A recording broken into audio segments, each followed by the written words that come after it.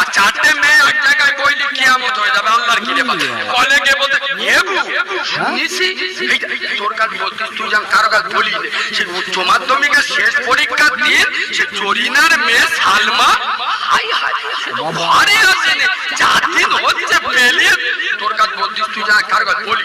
ঠিক আছে ও ঘরে গিয়ে না বললি পেটের ভাত হজম হবে না। আল্লাহর কি রে শুনেছি কি উচ্চ মাধ্যমিকের শেষ পরীক্ষার দিন জরিনার মেয়ে সালমা শুধু পেলিয়েছে ঘরে আছে। তবে তোর কাছে বলতেছি তুই জানার কারো কাছে বলি।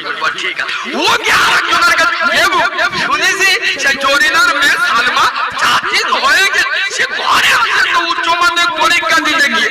তবে তোর কাছে বলতেছি তুই জান কারোর কাছে বলি আয় আব্বা ওটা গ্রাম শুদ্ধ লোক জানাজানি হয়ে গেছে কেউ কারোর কাছে বলে।